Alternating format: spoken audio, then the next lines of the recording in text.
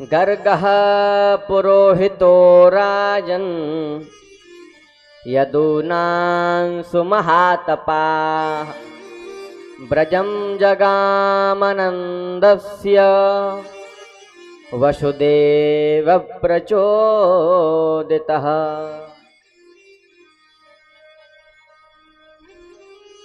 गर्गः पुरोहितो राजन।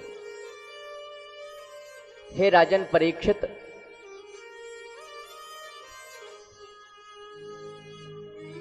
एक बार यदुवंशियों के कुल पुरोहित गर्गाचार्य जी महाराज वसुदेव जी की प्रेरणा से नंद बाबा के गोकुल में जाते हैं।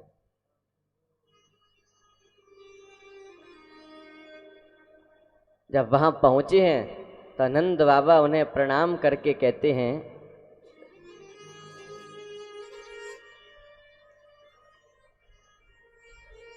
अरे गर्गाचार्य जी,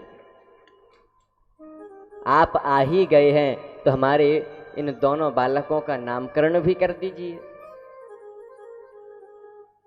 गर्गाचार्य जी ने कहा, अरे नंद, मैं आपके बालकों का नामकरण नहीं कर सकता हूं। क्यों? क्योंकि मैं यदुवंशियों का कुल पुरोहित हूं।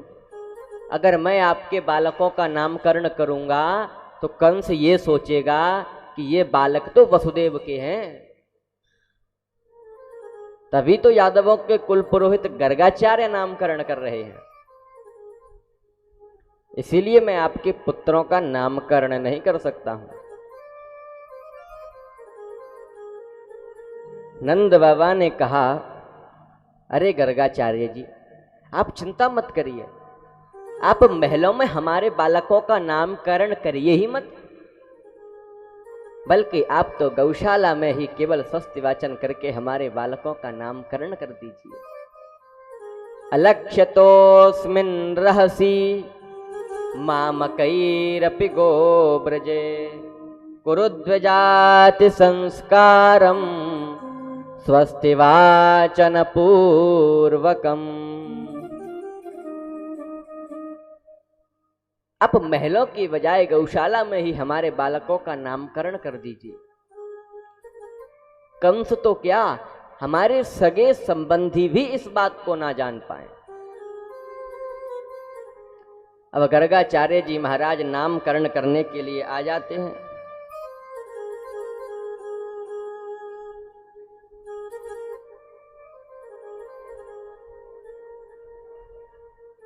अब जब गर्गाचार्य जी महाराज नामकरण करने के लिए आते हैं तो देखो भैया, मैया बड़ी चालाक होती हैं, माताएं चालाक बहुत होती हैं। अच्छे अच्छे विद्वानों की बुद्धि को भी ठिकाने लगा देती हैं। बोलो हर हर महादेव। ऐसा ही आज रोहिणी और यशोदा मैया ने किया।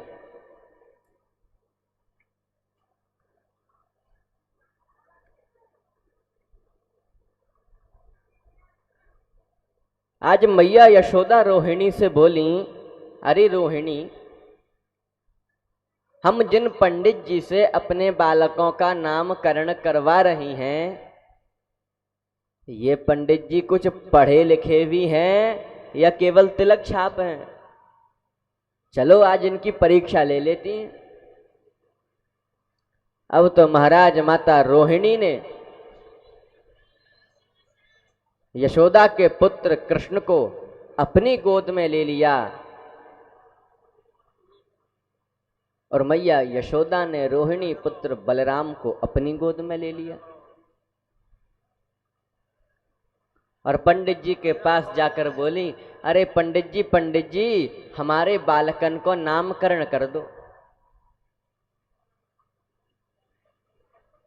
अब तो महाराज नामकरण करने लगे, लेकिन जब आंख बंद करके ध्यान किया तो समझ गए, ओहो, ये मैया तो हमारी परीक्षा ले रही हैं।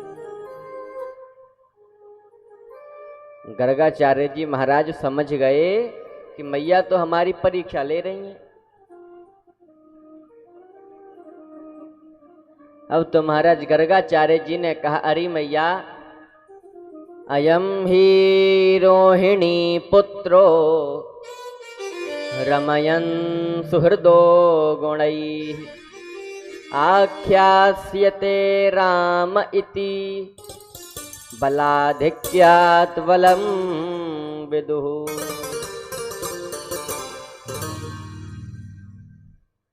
अयम ही रोहिणी पुत्रो, अरे मैया, ये तुम्हारी गोद में ये जो रोहिणी का पुत्र है, अधिक बल होने के कारण मैं इसका नाम बलराम रखता हूं। अधिक बल है। अब इतना कहकर के जब रोहिणी की गोद में लेटे हुए नटखट से कन्हैया को देखते हैं गर्गाचार्य जी महाराज, तब तो आंखें फटी की फटी रह गई और गर्गाचार्य जी महाराज की तो समाधि लग गई, ध्यान में चले गए। और मैया अभी भी नहीं मानी।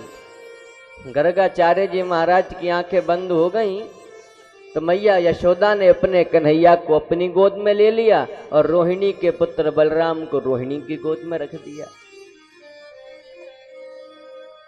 जब आंखें खुली उनकी तो महाराज आश्चर्य में पड़ गए, सोचने लगे कि काले की जगह ये गोरा कहां से आ गया, क्योंकि कन्हैया सांवले हैं और बलदाऊ तो गोरे हैं। और जब यशोदा की गोद में लेटे हुए कन्हैया को देखते हैं तो कन्हैया अपने पैर के अंगूठे को चूस रहे थे। तुरंत समझ गए गर्गाचार्य जी कि ओहो, मैया तो अभी भी हमारी परीक्षा ले रही हैं। तब गर्गाचार्य जी ने कहा, अरे मैया, तेरे लाला ने मेरे चित्त को अपनी ओर आकर्षित कर लिया है। तेरे लाला ने मेरे चित्त को खींच लिया है, अपनी तरफ आकर्षित कर लिया है। इसीलिए मैं तेरे इस बालक का नाम कृष्ण रखता हूं। कृष्ण किसे कहते हैं? कर्षति जीवानाम भक्तानाम चित्तम इति कृष्ण। जो जीवों के भक्तों के चित्त को अपनी ओर आकर्षित कर ले वो है कृष्ण। आज गर्गाचार्य जी ने कहा, अरे मैया, बहूनि सन्ति नामानि रूपाणि च सुतस्य ते गुणकर्माणुरूपाणि तान्यहं वेदनो जना। बहूनि सन्ति नामानि, अरे मैया, तेरे इस लाला के तो बहुत सारे नाम होंगे। कोई इसे जगदीश्वर पुकारेगा, कोई जगदाधार पुकारेगा, कोई जगत नारायण पुकारेगा, कोई जगत नियंता पुकारेगा, कोई करुणावतार पुकारेगा, कोई चित्त चोर, माखन चोर, न जाने कितने नामों से पुकारेंगे। लेकिन मैया, तू तो अपने लाला को कनुआ कनुआ कह करके ही बुलाएगी। अब तो महाराज नामकरण करके गर्गाचार्य जी महाराज चले जाते हैं।